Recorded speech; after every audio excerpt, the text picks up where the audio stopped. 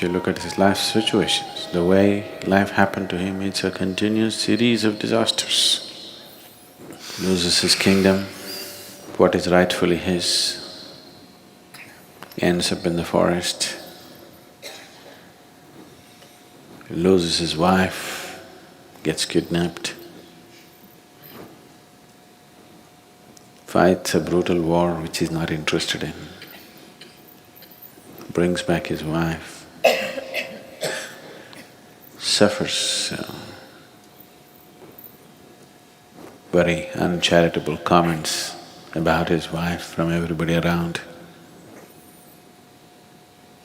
A wife who was very dear to him, pregnant with 2 children, twins, takes her and leaves her in the forest, never sees her again in his life,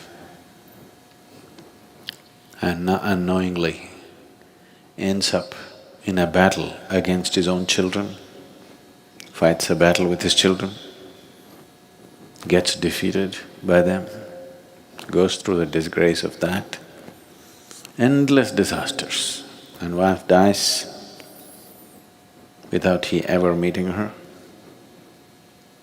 But still, why? The significance of Rama is not the life situations. The significance of Rama is the way he conducted himself through this disastrous series of disasters that occurred to him, with how much gracefulness he conducted himself right through his life.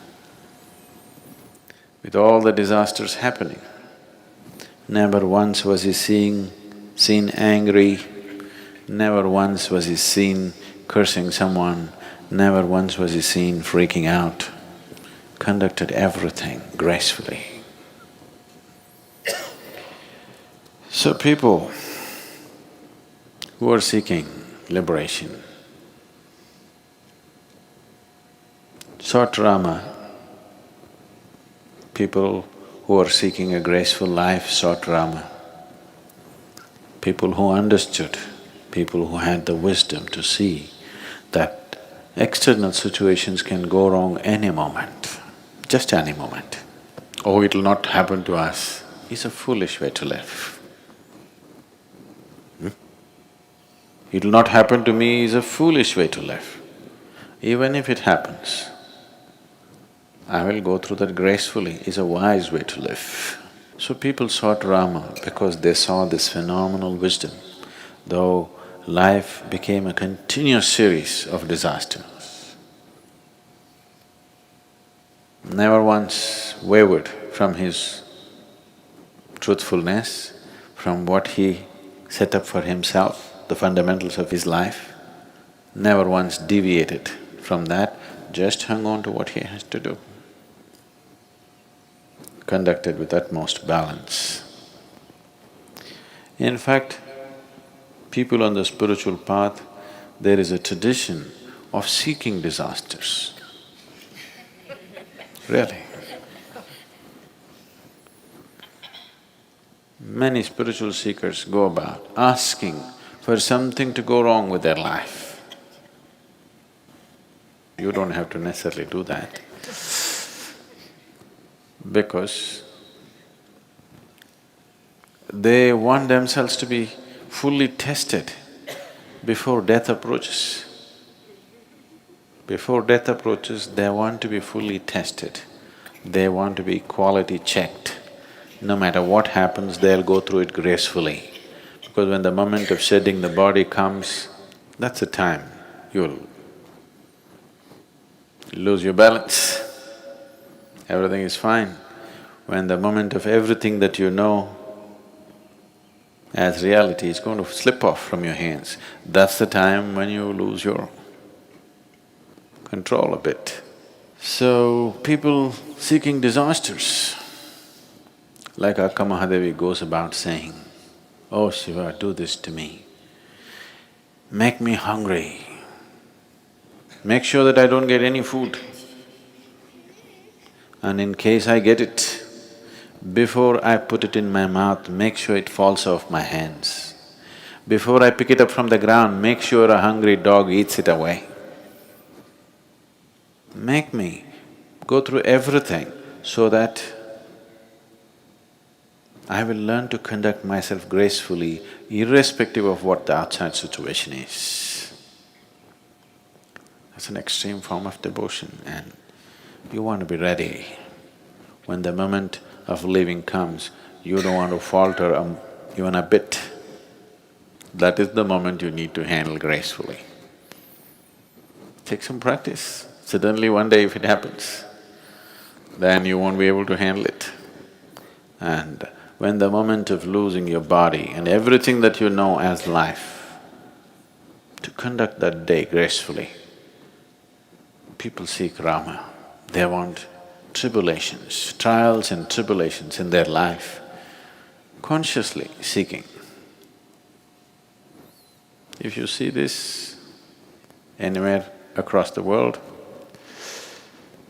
I am not asking you to take this path, but it has been the tradition everywhere in the world. Spiritual path means first thing is to consciously seek poverty. Consciously to seek poverty.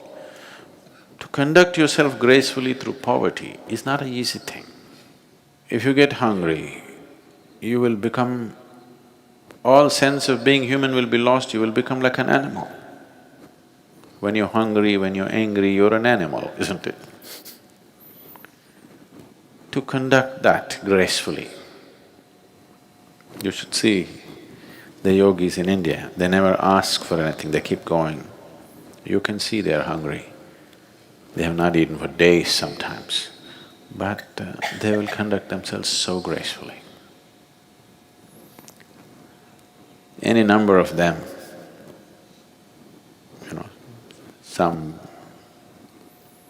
I've seen any number of them. You offer them money, they won't take it. If you just offer one meal, they will take it. You offer money for one more meal, he won't take it, because he wants the challenge to be there in his life all the time. Because if I take money for 2 meals today, tomorrow I will logically convince myself, why not 10 meals? Then slowly I'll organize my whole life. Like, see, you have bought footwear for 3 lifetimes, just in case. If you have to come and walk the planet once again and once again, don't you have enough footwear for 3 lifetimes or 10?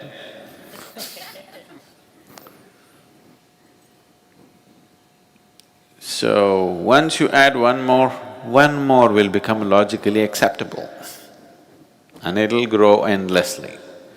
Just see to what extent we have taken our survival process. Our survival process has hit the sky and still it's not enough. To conduct yourself through hunger, to poverty, to various kinds of physical and other kinds of difficulties gracefully. For this people sought Rama. And actually, if you look at almost everybody that you worship, Rama continuous disaster, conducted himself gracefully. Krishna, everything that he aspired for, what he wanted to create, his whole life was about bringing the political process and the spiritual process. He wanted to marry the political and the spiritual process.